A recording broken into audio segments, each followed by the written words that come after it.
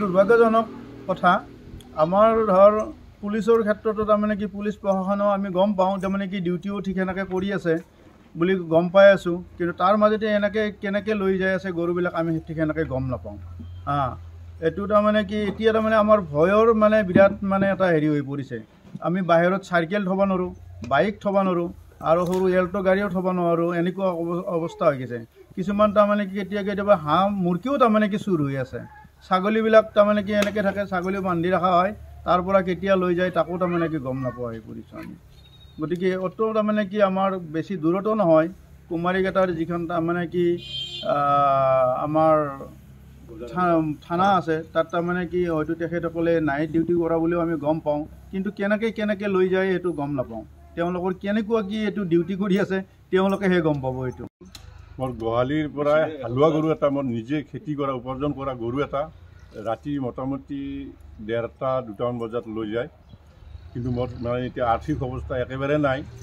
কথা হৈছে কিন্তু মই তেনেকুৱাকৈ মই চলি থাকোঁ, বেলেগৰ খেতি খালা আদি কৰি, মাটি খেতি কৰি আদি কৰি। কিন্তু মোৰ আজি 3 দিন হ'ল বহুত বিচাৰ খবৰ কৰিলোঁ, কিন্তু গৰুটোৰ কোনো সন্ধান পোৱা নাই এতিয়ালৈকে আজিলৈকে। গৰুটোৰ দামো 45-ৰ পৰা 50 হ'ব। ধৰ মোৰ লাখ টকীয়াই গৰু এটা লৈ গ'ল, এটা আছে, এইটো আৰু মিছা কৈ লাভ নাই। হালৰ গৰু এটা লৈ গ'ল, হালটোৱে লৈ গ'ল, সেইটোতো মোটামুটি 50-55 দাম পালোঁ হয়।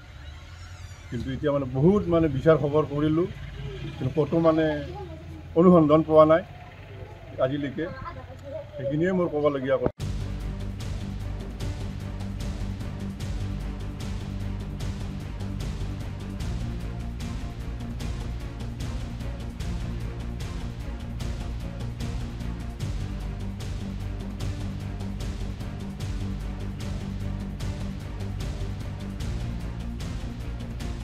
দুৰ্ভাগ্যজনক কথা আমাৰ ধৰ পুলিচৰ ক্ষেত্ৰতো তাৰমানে কি পুলিচ প্ৰশাসনেও আমি গম পাওঁ তাৰমানে কি ডিউটিও ঠিক সেনেকৈ কৰি আছে বুলি গম পাই আছোঁ, কিন্তু তাৰ মাজতে এনেকৈ কেনেকৈ লৈ যাই আছে গৰুবিলাক আমি ঠিক সেনেকৈ গম নাপাওঁ।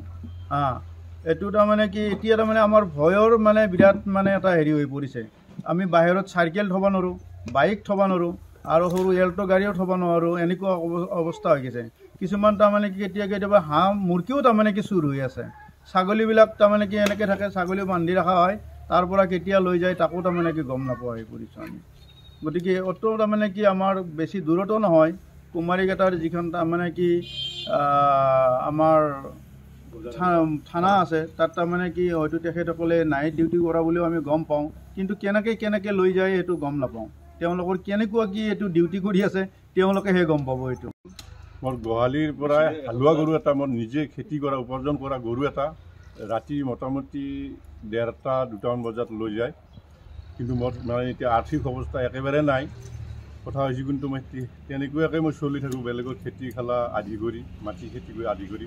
কিন্তু মোৰ আজি 3 দিন হ'ল বহুত বিচাৰ খবৰ কৰিলোঁ, কিন্তু গৰুটোৰ কোনো সন্ধান পোৱা নাই এতিয়ালৈকে আজিলৈকে। গৰুটোৰ দামো 45-ৰ পৰা 50 হ'ব। ধৰ মোৰ লাখ টকীয়াই গৰু এটা লৈ গ'ল, এটা আছে, এইটো আৰু মিছা কৈ লাভ নাই। হালৰ গৰু এটা লৈ গ'ল, হালটোৱে লৈ গ'ল, সেইটোতো মোটামুটি 50-55 দাম পালোঁ হয়। কিন্তু এতিয়া মানে বহুত মানে বিচাৰ খবৰ কৰিলোঁ, কিন্তু ক'তো মানে অনুসন্ধান পোৱা নাই আজিলৈকে। সেইখিনিয়ে মোৰ ক'বলগীয়া কথা।